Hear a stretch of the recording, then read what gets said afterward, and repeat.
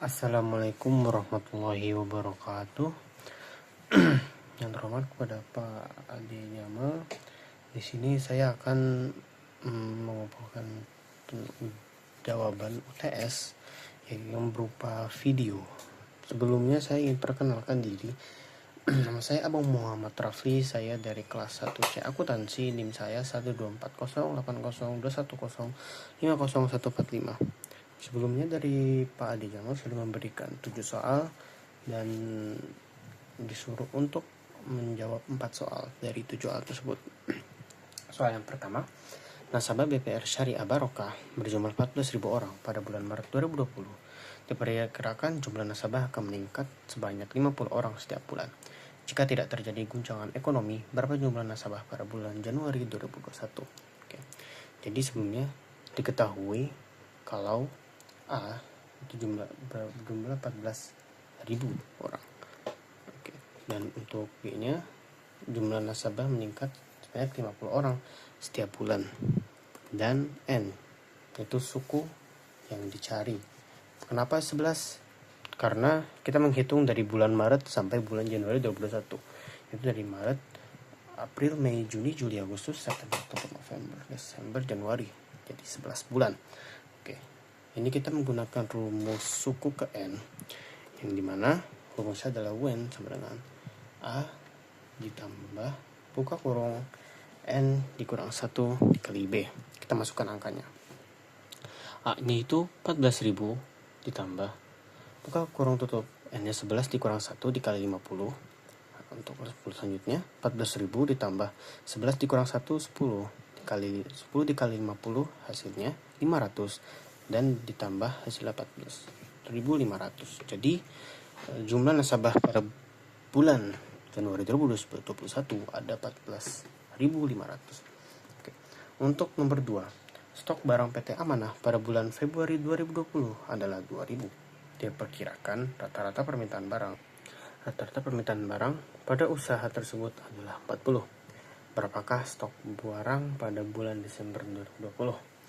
Ini menggunakan rumus yang sama dengan nomor 1, yaitu suku ke N. Diketahui A-nya yaitu 200, B-nya 40, dan N suku ke 11. Kenapa ke 11? Dikarenakan dari bulan Februari ke bulan Desember itu membutuhkan 11 bulan.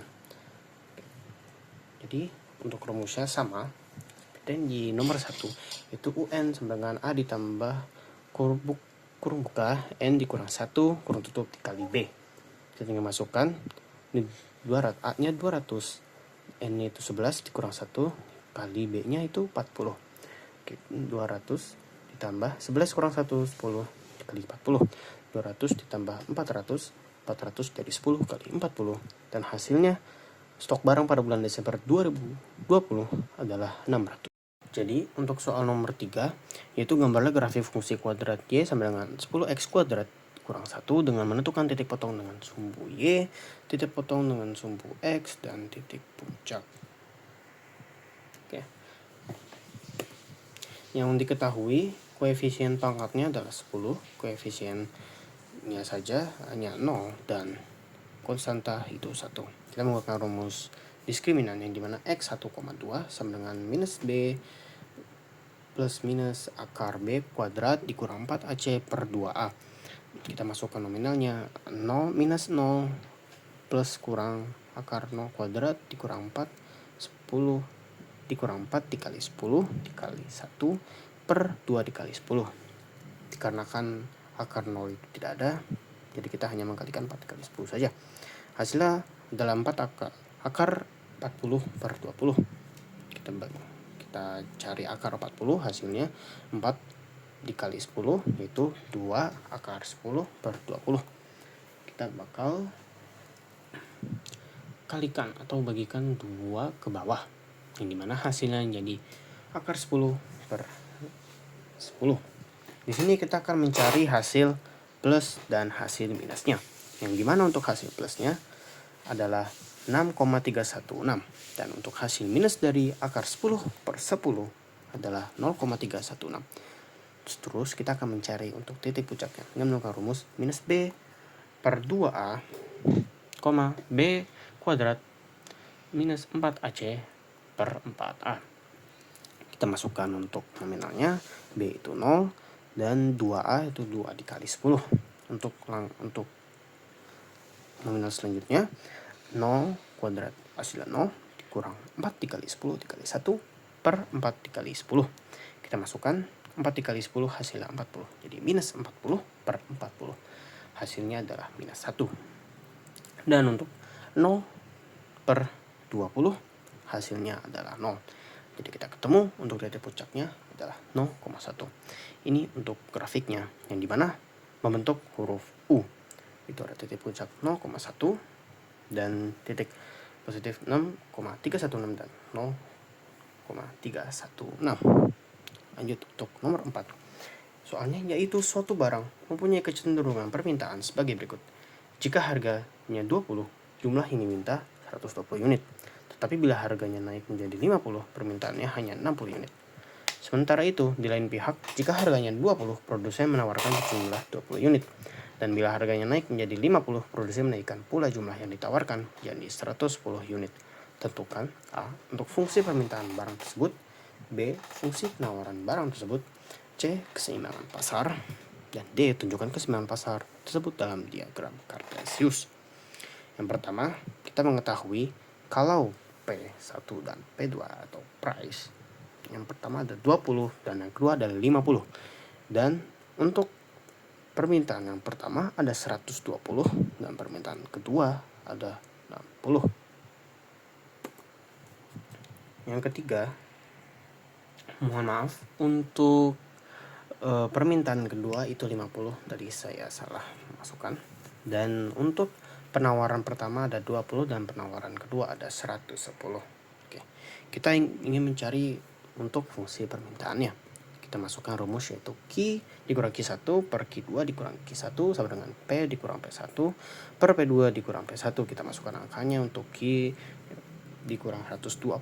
Itu kita menggunakan angka dari permintaan per 60 dikurang 120 sama dengan P dikurang 20 per 50 dikurang 20. Untuk hasilnya kita kurangi, jadi di bawahnya menjadi minus 60 karena 60 dikurang 120 jadi minus 60 dan 50 dikurang 20 jadi 30. Oke, kita melakukan kali silang yang dimana 30 dikali Q dikurang 120 hasilnya adalah 30 Q dikurang 3600 dan minus 60 dikali P dikurang 20 hasilnya adalah minus 60P ditambah 1200. Untuk angka 3600 kita pindahkan ke sebelah kanan yang dimana menjadi 30 Q sama dengan minus 60P ditambah 1200 ditambah 3600 yang hasilnya menjadi 4800. Kita ingin menghilangkan nominal angka di depan Q dengan cara membagi 30. Jadi hasilnya 30 dibagi 31 minus 60 dibagi 30 minus 2 dan 4800 dibagi 30 160. Untuk fungsi permintaan barang QD sama dengan 160 dikurang 2P. Untuk kita mencari yang kedua itu fungsi penawaran, yang dimana rumusnya sama dengan fungsi permintaan, hanya saja kita menggunakan angka atau angka dari penawaran, yang dimana Q dikurang 20 per 110 dikurang 20 sama dengan P dikurang 20 per 50 dikurang 20. Ini dimana Q dikurang 20 hasilnya dari 110 dikurang 20 yaitu 90, dari 50 dikurang 20 itu 30. Kita akan kali silang 30 Q dikurang 20 maksud saya 30 dikali Q dikurang 20 hasilnya 30 Q dikurang 600 dan 90 dikali P dikurang 20 hasilnya adalah 90P minus 1800. Kita akan memindahkan 600 ya ke kanan dari minus menjadi plus. Jadi 30 Q sama dengan 90P dikurang 1800 tambah 600. Hasilnya karena minus ditambah plus jadi minus jadi 30. Oke. Q sama dengan 90P dikurang 1200. Kita akan dibagi 90 dibagi 30 dan 100 dibagi 30. Hasilnya adalah Q sama dengan 3P dikurang 40. Jadi untuk fungsi penawaran atau QS sama dengan minus 40 ditambah 3P. Selanjutnya kita akan mencari untuk keseimbangan pasarnya, yaitu di mana rumusnya adalah Qd sama dengan Qs, di mana 160 dikurang 2P sama dengan minus 40 ditambah 3P. Jadi kita tinggal memindahkan untuk konstantanya ke sebelah kiri dan koefisien di sebelah kanan. Ini bisa dibalik, yang pasti untuk angka ketemu angka dan angka huruf ketemu angka huruf. Jadi 160 ditambah 40 sama dengan 2P ditambah 3P, hasilnya 200 sama dengan 5P. Dan 200 ini dibagi 5 hasilnya menjadi 40P. Jadi ketemu untuk price-nya di keseimbangan itu adalah 40. Dan kita ingin mencari kuantitinya, yang dimana kalau kita menggunakan rumus Qd, hasilnya adalah 160 dikurang 2P dikali 40, hasilnya adalah 80. Harusnya untuk keseimbangan pasar ini Qd sama dengan Qs. Jadi hasil Qd itu harus sama dengan hasil Qs. Jadi kita memasukkan rumus ke Qs juga, yang dimana minus 40 ditambah 3 dikali 40, yang dimana 3 kali 40 itu 120. 120 dikurang 40 hasil 80. Jadi sama, untuk keseimbangan pasar itu P-nya adalah 40 dan Q-nya adalah 80. Kita mencari untuk kurva keseimbangan pasarnya. Jika Q adalah 0, maka Q0 sama dengan 160 dikurang 2P. Jadi hasilnya adalah 2P dipindahkan ke kiri, jadi plus sama dengan 160. 160 dibagi 2 adalah 80. Jika P sama dengan 0, maka Qd sama 160 dikurang 2 dikali 0. Hasilnya untuk Q sama dengan 160.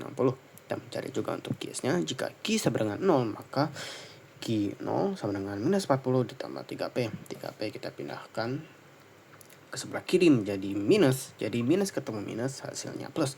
Jadi minus 40 dibagi minus 3, hasilnya sama dengan 13,333. Dan jika P sama dengan 0, maka QE sama dengan minus 40 ditambah 3 dikali 0, hasilnya minus 40.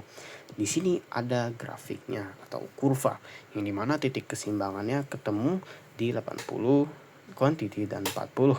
Jadi hasilnya membentuk silang. Oke, terima kasih untuk sebelumnya. Wassalamualaikum warahmatullahi wabarakatuh.